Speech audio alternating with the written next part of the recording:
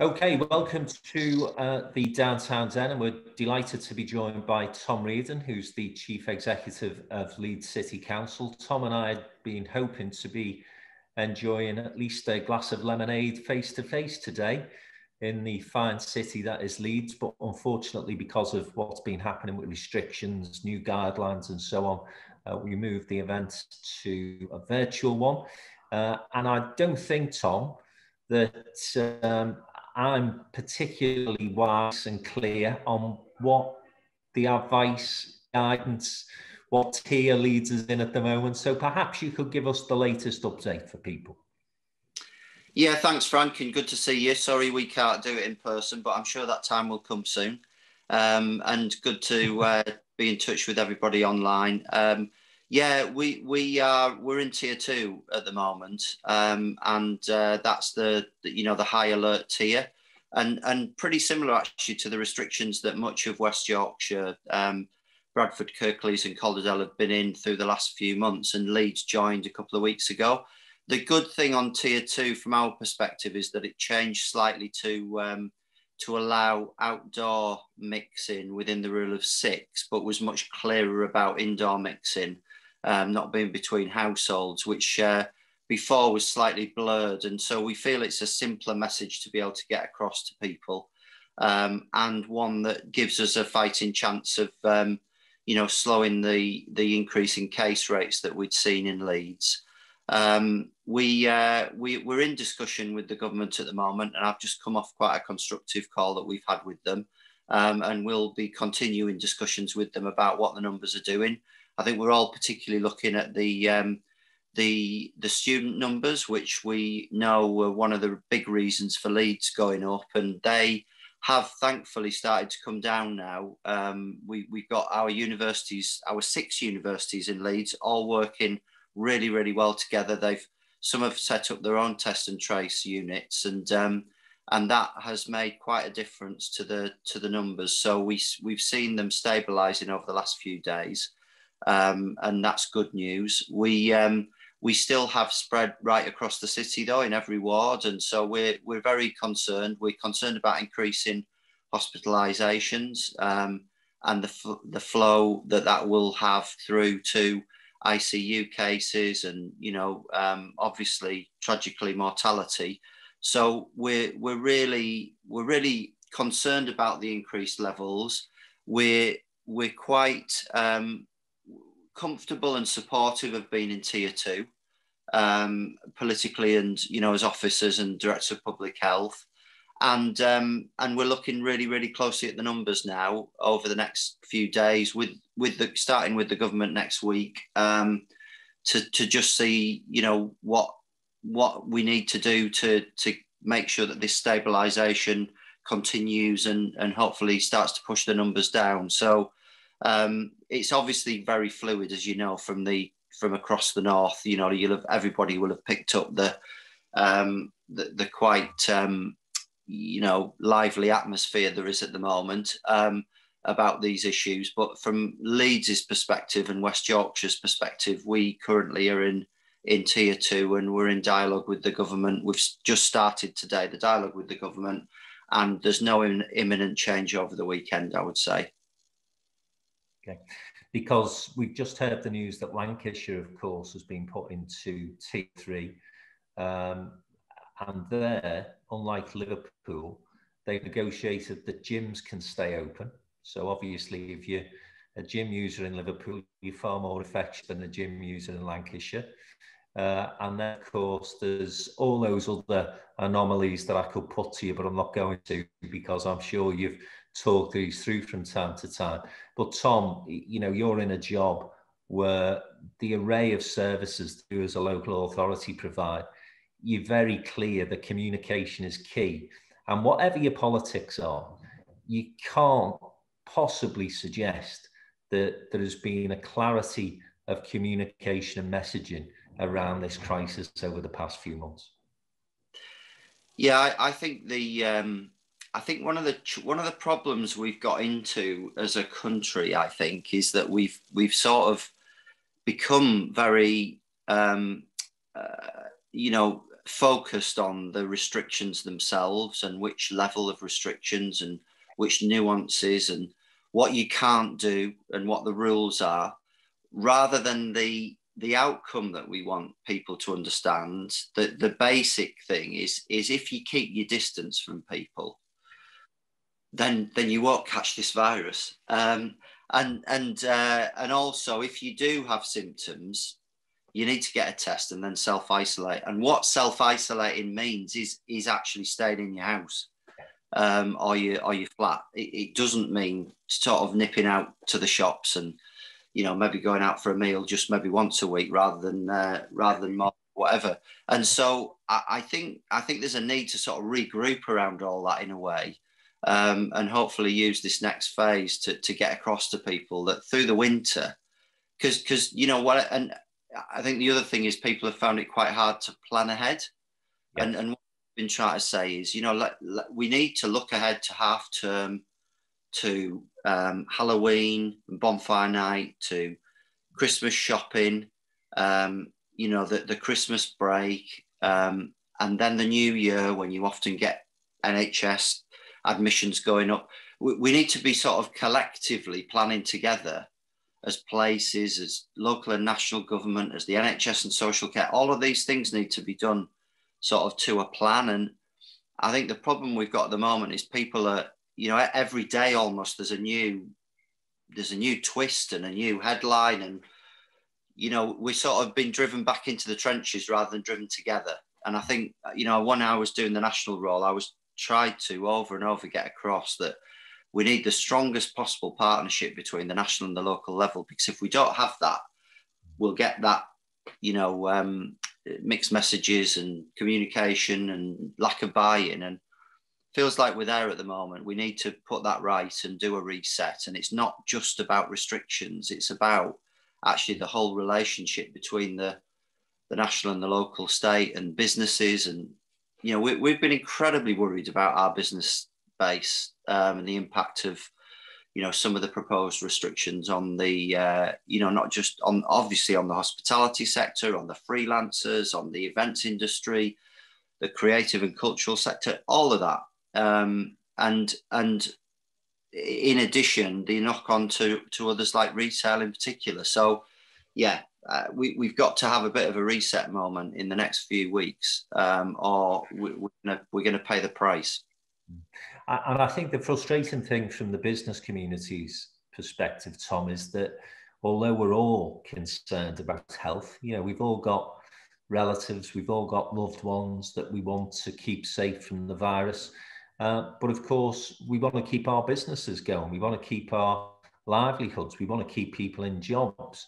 And that balance appears to have been lost. And I mean, again, this is from the outside looking in. You'd be closer to conversations with civil servants than I am. But it seems that for some reason, the Treasury have decided that October is the cut-off point for the sort of comprehensive level of business support that may have been able to get us through the next quarter as a business community. You'll be as aware as I am, Tom. You can't, in places like Leeds, Liverpool, Manchester, put hospitality in a box, come up with some sort of cobbled together package for those guys, but then not look after the ecosystem behind that, because it impacts on every walk of business life, doesn't it? Not just those people that are directly affected by a close down. Yeah, I think, what would I say? So first of all, I would say that in some ways, Whitehall's had a crash course on the economic geography in the last 6 months. So they sort of know where places are a lot more. And it used to be certain departments would know and others wouldn't really. And so I've been involved in helping that learning curve, if you like. And anyone who knows the north of England and has worked in it, either as a business or in the public sector over the last 20, 30 years, knows that the north of England has changed in many ways over the last 20 years, 30 years. And part of it has changed and part of it hasn't. So the part of it that hasn't is that inbuilt massive level of poverty and inequality that we know is still in there, in the the communities across the north. And like many countries across the Western world, we've not, whatever government it's been over the last 30 years, hasn't shifted that really inbuilt poverty and inequality. But one thing that has changed over the last 20 years is that our cities, the great cities of the north, have regenerated themselves, and our city centres particularly have become drivers of economic growth, and have been places that, whereas, you know, back in the day you might have been a bit, you know, not that bothered about going to. I could stand here and talk and wax lyrical about any of the major cities of the north and say what a great place they are. What I love going to them. I love meeting with the people and the businesses. And there's a sort of vibrancy that's been built back up that, you know, I think if you haven't experienced that and you haven't lived through that, it's sort of hard to get across to people down in London. Yeah. Because London, it sort of happens by it's been there all the way through that. And so I've been trying to get across to people how worried I am about losing that. And our city centres in those great cities are so fundamental to the future of the north of England.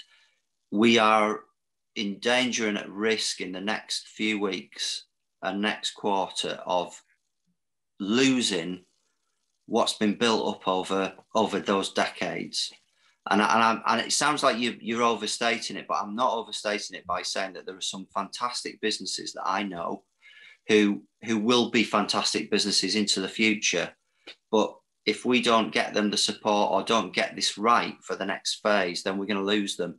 And I can guarantee you that whichever city you're in, the leaders, political and civic leaders, chief execs have been making that point. And we need to be continuing to make that point collectively. So if we're going into new restrictions, we've got to have the compensation and the support for those sectors who are going to be most affected by that. And that includes hospitality and others, but it goes wider than that as well, as you've just said. Yeah. And Tom, you were, as you've mentioned briefly, involved in the national discussions over test and trace and the app and getting that in place. Some progress has been made, but I'm sure you'd be the first to concede, not where we would have hoped to have been at this point in time, are we? No, I mean, I'm very proud of the local system and the way it's working. I was brought in back in May for a few weeks to in the summer to almost recreate what the German model is based on, which is the very localized approach to making sure that you're working with the local community to prevent outbreaks, and making sure your workplaces that are higher risk have got the right things in place, and working with schools and the care home sector to make sure that we've got the right arrangements in place to make that work. And I'm quite proud of the fact that all of that is working pretty well. The contact tracing element of the localized part of the system is hitting 97-98%. So I'm very, you know, clear that bit of the system is working. When I left, we put in place the contained framework, this localized system of so-called lockdowns. They're not actually lockdowns as we think about it in the spring, but let's call it that for shorthand. You know, in principle, the idea that you try to avoid closing everyone down in the country because one part of the country has got a spike has got to be right in economic terms. But the bit that's missing still is that national, you know, follow-up system and that national data transfer and linking to that local working, because that's not still missing quite a lot of people. So when I left, we'd agreed it was going to go local by default, and we're going to push more down to that local level. And I hope that continues, because you're right, it's not where it needs to be. The app is actually quite good. I think the new app that's been developed, unlike the old one that had these concerns about, you know, privacy and everything, the app's been taken up by, I think, about 15 million people, which is really good. I've got it myself. It's a very easy way to check into venues. Instead of filling all different things in, you just scan your phone and it's there with the QR code. And it's the basis of something that could add something. So I think there are elements of the system that have worked, others haven't. And I did speak to the Chancellor recently, and and have talked to others about the situation economically. I have sympathy for the people at the centre. This is not, no one wrote a playbook on this pandemic. There's no sort of script you can go to, and the judgments are judgments of Solomon in many respects. Between the economy and the rest, and they have spent as much as the Second World War, I think, already. But we're not, if you look at what we just talked about, you've got to improve the system to get it to work locally. Or we're missing huge amounts of contacts, and we've got to get that right. And just finally on the pandemic, Tom, because I do want to move on to some more positive, upbeat things that we can look to in the future. I think the other frustrating thing now is the data and how it's being used, how it's being, if I can say this, it seems to me that there's a picking and choosing of data depending on where you are. I mean, this latest one is totally baffling to me. Whereas, as I say, you can go to a gym in Lancashire, but not in Liverpool. I just can't get my head around that. I can only assume that's going to change by the end of the day, surely. But when we're looking at these stats and this data, are you clear what is driving government policy? Is it the R rate? Is it hospital admissions? Or is it something else? I think the R rate is actually quite hard to calculate, and it has a sort of lag factor usually. So I do think that isn't actually the main. I think that's in the sort of background, and there are things that make that up that drive it. To be really honest with you, I think the thing that has driven things most, that has accelerated things most recently, is the level of hospitalizations.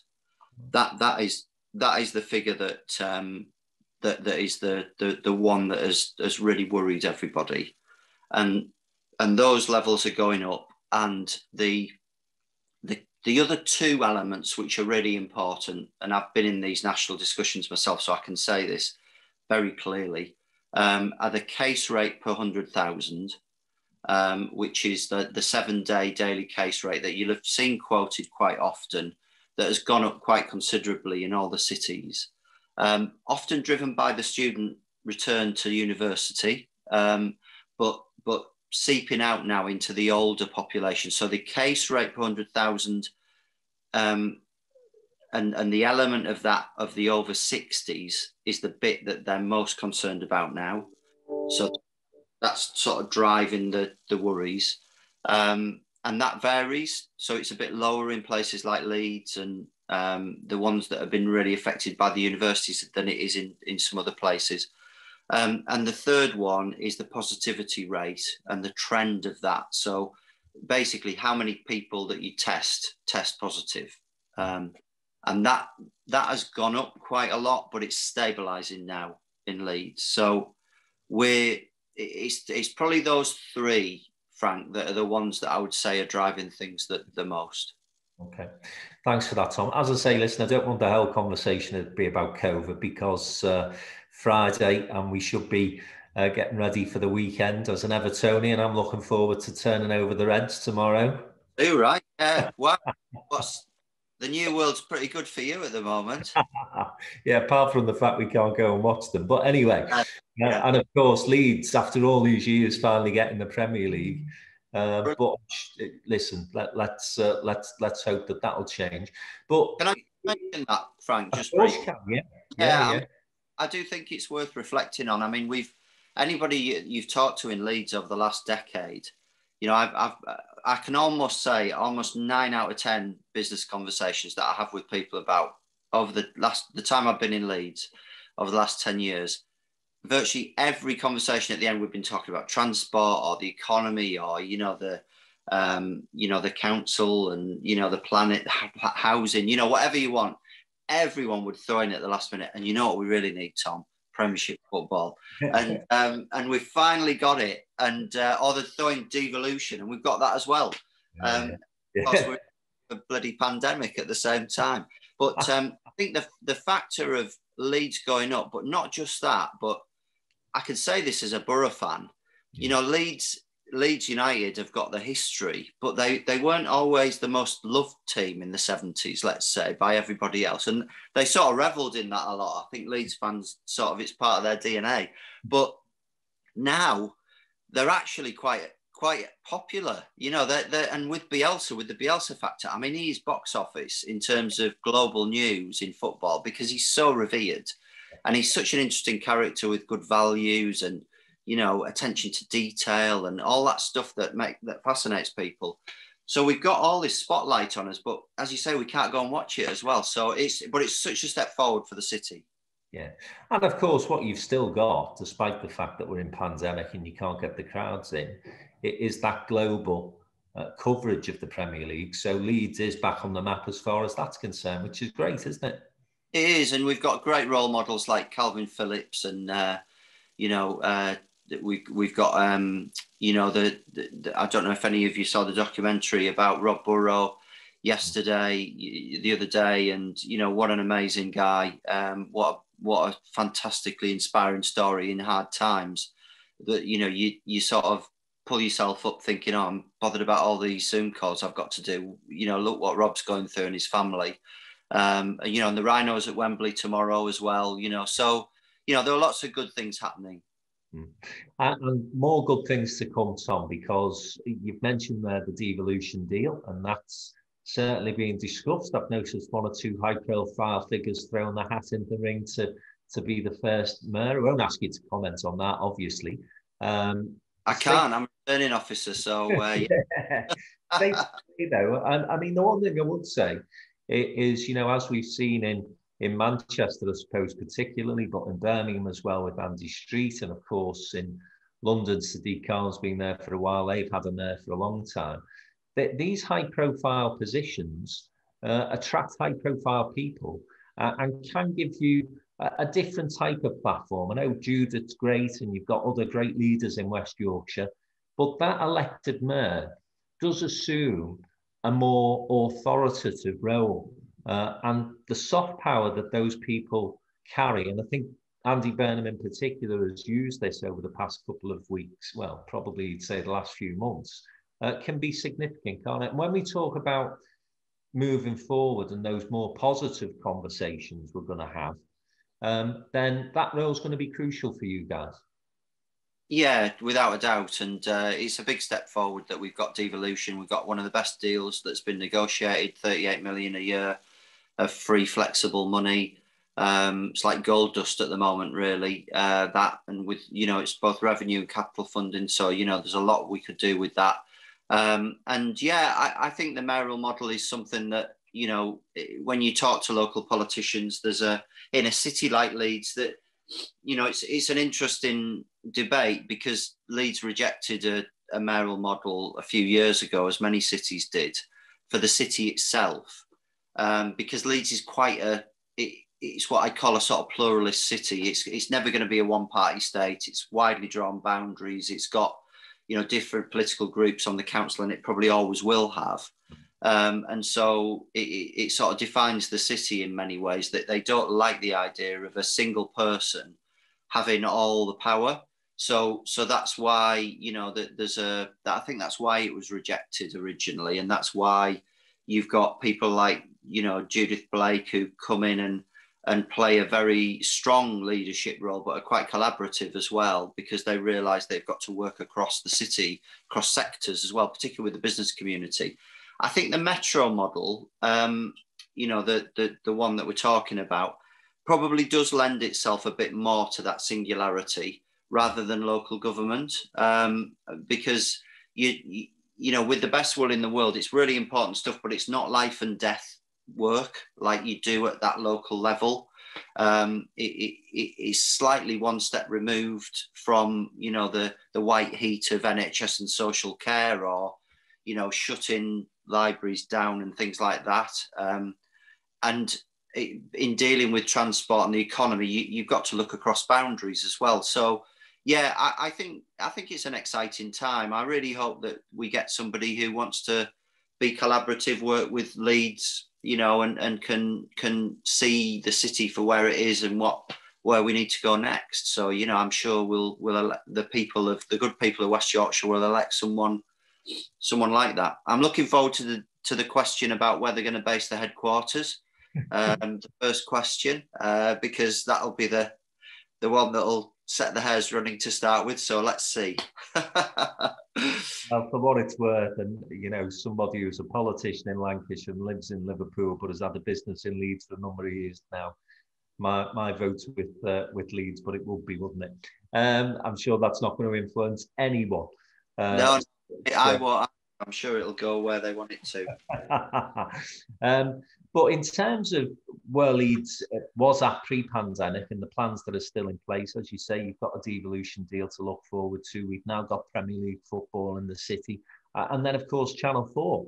That bid was won. And that is, again, fabulous opportunity to look forward to. And I'm sure has not been totally paused in terms of that move. No, I was meeting Sinead Rocks actually only last week, and we were having a great conversation about, the fact that despite all the financial challenges for Channel 4, they're full speed ahead with their Four Nations work, and the Leeds office opening, which is going to be fantastic in City Square, with the old Majestic building regenerated fantastically well. That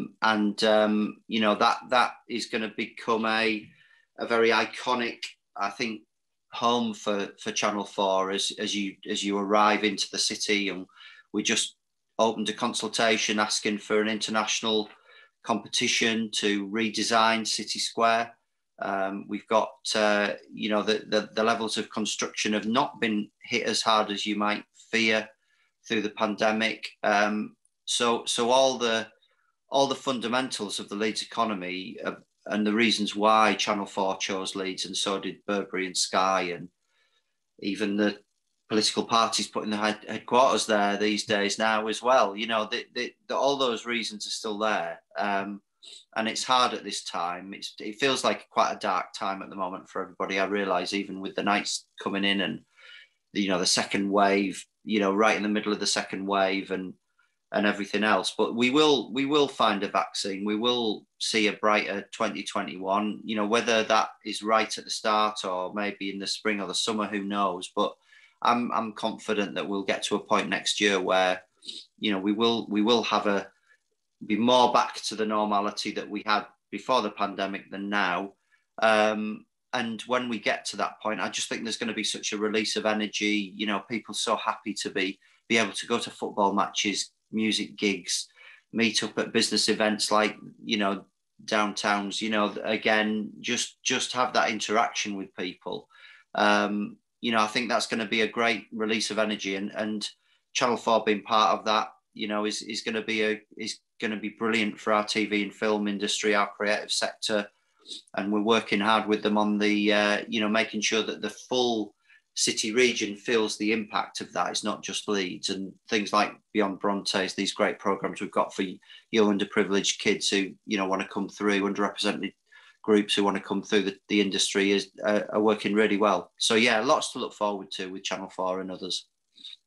Yeah, it's a really exciting time.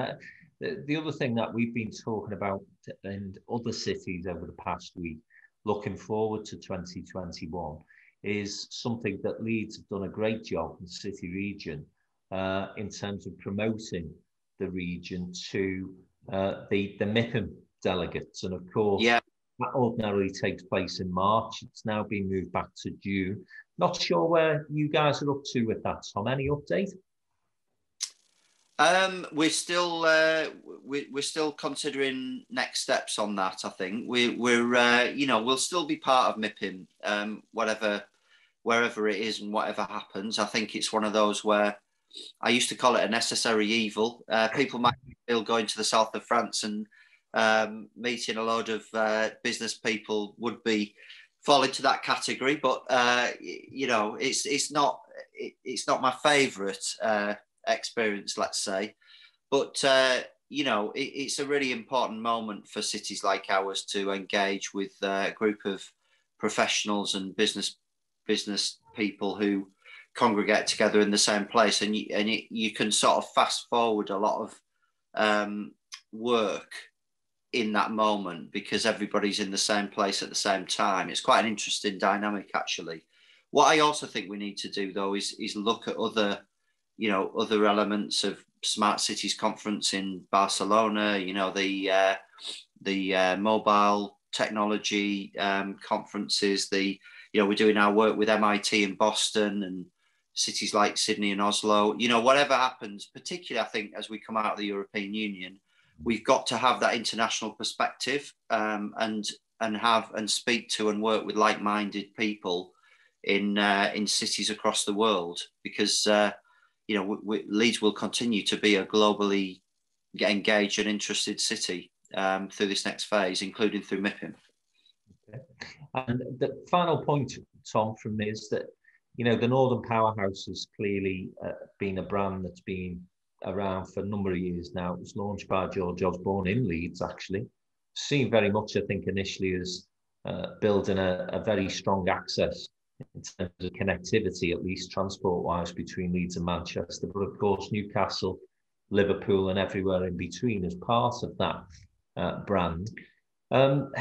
Again, your thoughts into where that particular project is at the moment, particularly when you're facing the likes of this pandemic, when, as I've mentioned, you know, Liverpool and Lancashire in Tier 3, Leeds in Tier 2, Manchester fighting and scrapping to stay out of Tier 3, and, you know, Newcastle being under firmer lockdown for some time now.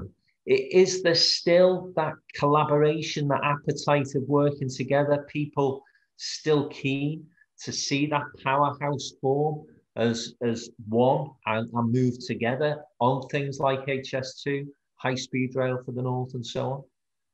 Oh, without a doubt, I think in the north, the appetite's there for that collaboration. In fact, I've just come off a call with all the northern city leaders and mayors and chief execs of the cities. So we work together incredibly closely. And, you know, Joanne and Tony, Pat, and the new appointee coming into Sheffield, Kate Josephs, who's a friend of mine, actually. She's going to be fantastic, a great appointment for Sheffield. I'm very excited about that for them. I think we're going to see that collaboration continue. That's the way we work. It's a default for us these days, Frank. What we're not seeing, I think, is the follow-up, you know, nationally to make that real and have substance. And I'd like to see, you know, I think we should judge the next phase of the budget and the announcements in the autumn, later in the autumn, about whether the government's serious about Northern Powerhouse. Tom, I know that this is the busiest of busy times for you. You've always got plenty on your plate, but at the moment it must just be overflowing. So we're not going to keep you for longer than we have to. It's been great to see you. We're really looking forward to a live event, hopefully sooner rather than later. Good luck with everything you're doing, mate, and thanks very much for joining us in the Downtown Den today. Thanks, Frank. Great to see you. Great to see everybody. Cheers. Cheers, mate. Bye now. Bye.